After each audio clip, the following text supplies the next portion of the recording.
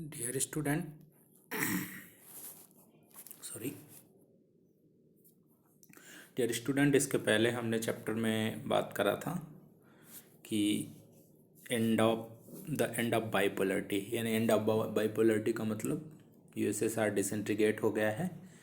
Cold war के बाद की दुनिया में हम जी रहे हैं। इस चैप्टर में जो हम कर रहे थे, इसके पहले आपने मेरा लेक्चर 4 हम इसी के प्लेलिस्ट बना दी है, उसमें आप लेक्चर 4 जाके देख सकते हैं and introduction of end of the bipolarity भी देख सकते हैं। और एक डिस्क्लेमर है कि ह्यूमन एरर या जल्दी की वजह से कुछ अगर थोड़ी बहुत मिस्टेक हो जाए कहीं पे या कुछ मिस्टेक हो जाए तो आप कंस्ट्रक्टिव सजेस्ट कर सकते हैं या मैं उसको कमेंट में ऊपर ही पिन कर दिया जाएगा। फिलहाल आज सभी तरीके के कंस्ट्रक्टिव जो सजेशन है वेलकम्ड है। तो हम इस चैप्टर को स्टार्ट करना चाह रहे हैं, उसको आप ज़रूर देख लेना। उससे आपको सोवियत सिस्टम और कैपिटलिस्ट सिस्टम लेक्चर 4 और an introduction of end of the bipolarity के लेक्चर में हमने सोवियत सिस्टम और कैपिटलिस्ट सिस्टम को थोड़ी कंपेयर करने की कोशिश करी है। अब इस चैप्टर में देखेंगे कि रसिया डिसइंटीग्रेट कैसे हो गया, जो इतनी अमेरिका को टक्कर दे रहा था, और पोस्ट कम्युनिस्ट एरा को भी देखेंगे हम। ठीक है, तो यहाँ पे हम देखेंगे क्वेश्चन हमारा पहला आ सकता है, what is significance of socialist revolution in 1917। जो सोशलिस्ट रिवॉल्यूशन हुआ था 1917 में, उसका सिग्निफिकेंस क्या है। इसके पहले हम एक इम्पॉर्टेंट लीडर लेनिन के बारे में देख लेते हैं। इन्होंने अच्छा रोल प्ले करा था, व्लादिमीर लेनिन 1870s टू 1924। ये जो बोल्शेविक कम्युनिस्ट पार्टी थी उसके फाउंडर थे। रशियन रिवॉल्यूशन जो 1917 में हुई थी उसके क्या थे, लीडर थे। और जब रिवॉल्यूशन के बाद जो हार्ड टाइम था, उन्होंने सोवियत संघ 1924 सोवियत सिस्टम को इस्टेब्लिश करा था। और मार्क्सवाद के देखो, most difficult period of the revolution 1917-24, outstanding theoretician of the and practitioner of the Marxism. Marxism आपने पढ़ा है 11th क्लास पे, इस पर हम कभी डिस्कस करेंगे। मार्क्सिज्म के क्या थे, उसको एक तरीके का एक थ्योरेटिकल उसको दिया था, और source of the inspiration of the communist all the world, जो पूरी दुनिया में कम्युनिस्ट वर्ल्ड था उसके लिए इंस्पिरेशन थे। ठीक है, अब हम क्वेश्चन देखना चाहते हैं। क्वेश्चन हमारा पहला है, what is significance of socialist revolution 1917। तो इसका आंसर मैं आपको थोड़ा सा बता दे रहा हूँ, कहाँ से लिख सकते हैं आप, और फिर मैं आपको समझाता भी चलूँगा। यहाँ से देशवाद से,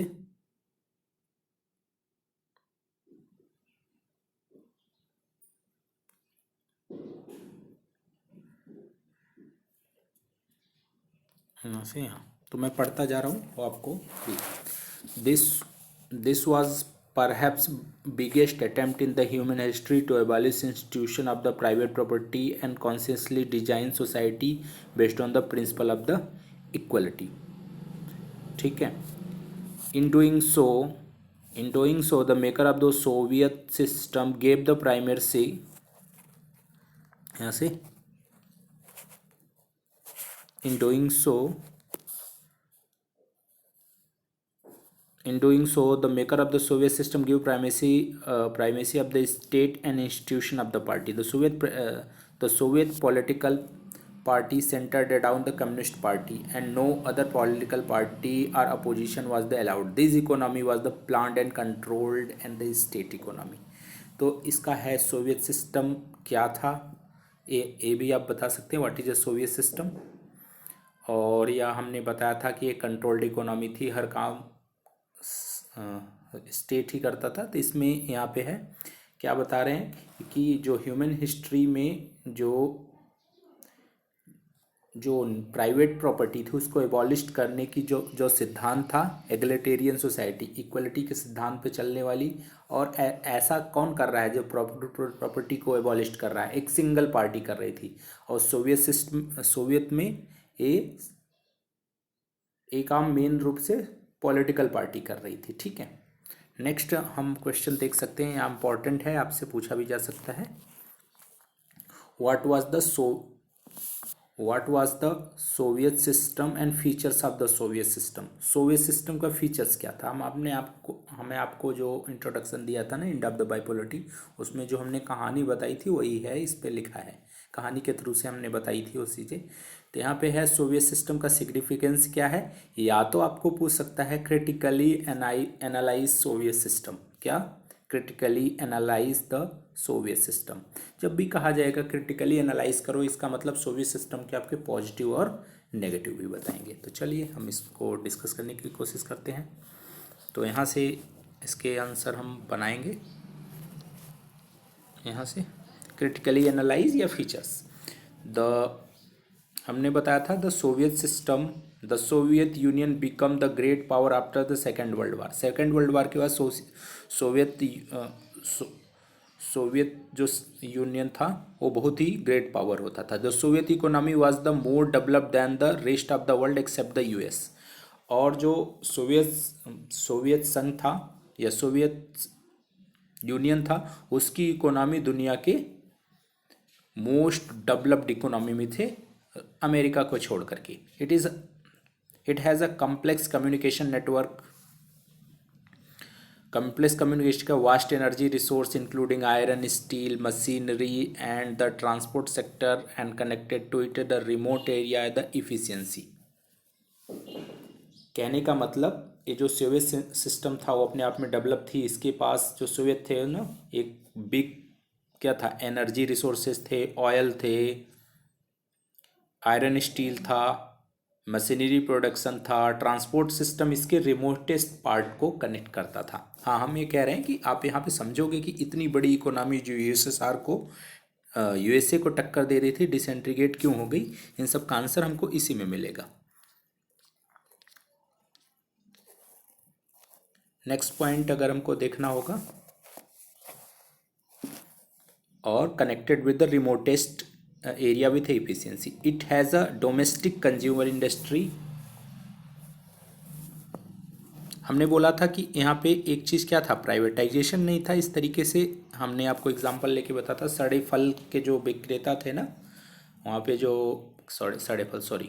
वहाँ के जो मजदूर थे, वो जो उनको फल पैक करने की फैक्ट्री में लगाया दिया था, वो बिना देखे सड़े गले कैसे भी फल पैक कर दे रहे थे, क्योंकि वो सोचते थे हमको कोई जवाब दे तो किसी को जवाब देना नहीं है, और हम तो अपनी नीड के हिसाब से काम कर रहे थे, यानी कहने तरीके कंपटीशन नहीं था।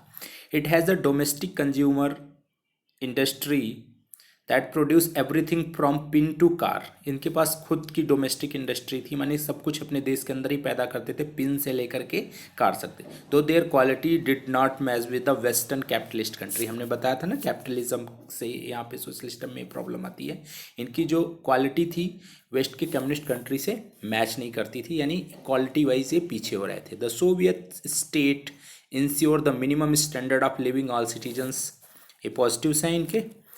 उन्होंने मिनिमम स्टैंडर्ड, हमने बोला था गरीबी नहीं थी, बेरोजगारी नहीं थी, नीडी लोगों को जो एजुकेशन फ्री था, ये सब सारी चीज़ें यहाँ पे थी। तो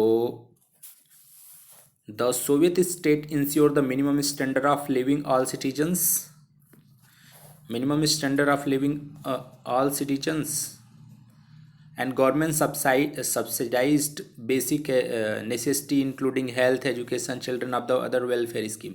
और गवर्नमेंट क्या करती, सब्सिडी रेट में हेल्थ एजुकेशन और देते। देयर इज़ नो अनएम्प्लॉयमेंट, कोई भी बेरोजगारी नहीं थी। ठीक है, ये सब तो इसके पॉजिटिव हो गए। हम जब भी क्रिटिक लिखेंगे तो पॉजिटिव नेगेटिव दोनों लिखेंगे।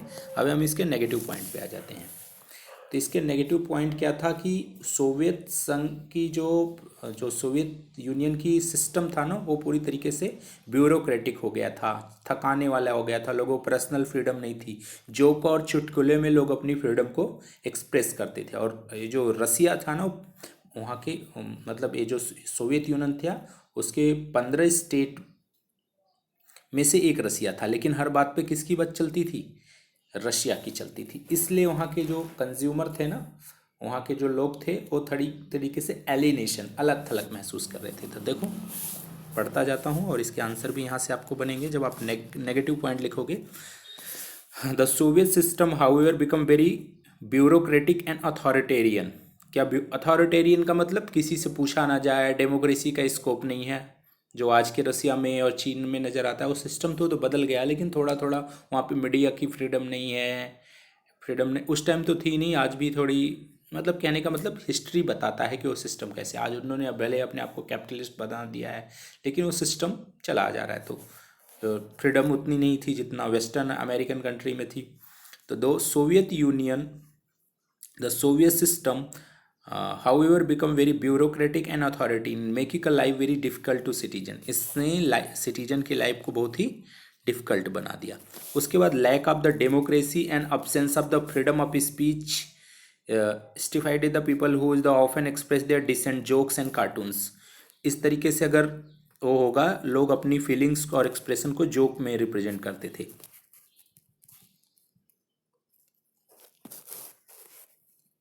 उसके बाद the most of the institution Soviet state needed reforms. जो मोस्ट ऑफ द इंस्टीट्यूशन थे सोवियत संघ में, उनको रिफॉर्म की जरूरत थी। Most of the institution of the Soviet Union one party system represented by the communist party and union had a tight control of the institution and unaccountable to the peoples. कहने का मतलब ऐसा समझ लो, जो most of the institution पे उस पर हम किस पार्टी का, कम्युनिस्ट पार्टी का वो था, और वो गवर्नमेंट पीपल के प्रति अनअकाउंटेबल थी। अनअकाउंटेबल का मैं पीपल हार्डशिप फेस कर रहे हैं, क्या ऐसे प्रॉब्लम है, वो कोई रिस्पॉन्सिबल नहीं थी। रसिया डोमिनेटेड, नेक्स्ट यहाँ से आ सकते हैं, हमने आपको बताया था Russia dominated everything and people from the other religion failed neglected of and suppressed. और हमने बताया था रसिया उनके, जो सोवियत यूनियन था उसमें 15 स्टेट थी, उसमें रसिया भी एक था, लेकिन हर बात पे रसिया की ही चलती थी। उसके बाद नेक्स्ट एक पॉइंट और था,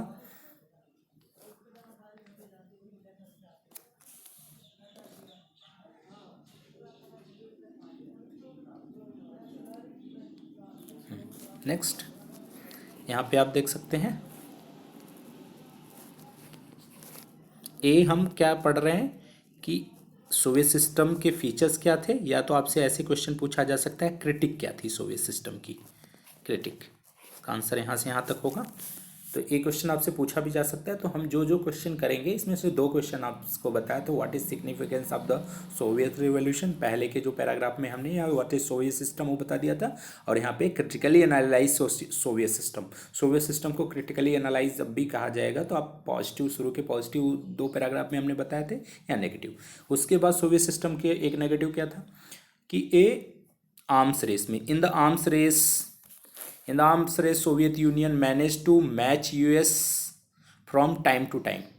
हमने बताया था आर्म रेस थी, हथियारों को लेके, गन्स, बंदूक, मिसाइल्स को लेके लड़ाई थी। इसमें इसका बहुत सारा रिसोर्स जाता था और जनरल जो लोगों की बेसिक नीड थी उसको फुलफिलमेंट नहीं करते थे। In the arms race the Soviet Union manage the match to US from time to time, यानी टाइम टू जितने यूएस ने बम, हथियार, चीज़ें करी, वो भी द ग्रेट, इसके लिए यूएसएसआर को ग्रेट कॉस्ट चुकानी पड़ी।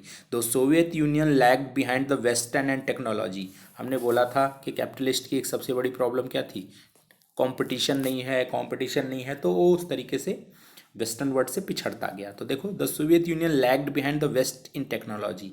जो वेस्ट में था ना, वेस्टर्न वर्ल्ड यानी कैपिटलिस्ट वर्ल्ड से था, वो पूरी तरीके से टेक्नोलॉजी में पिछड़ गया था। Most important in fulfilment of political economic aspiration of the peoples. ये लाइन सबसे इंपॉर्टेंट है, बहुत सारी चीज़ों में वो पॉलिटिकल और economic aspiration of the citizens,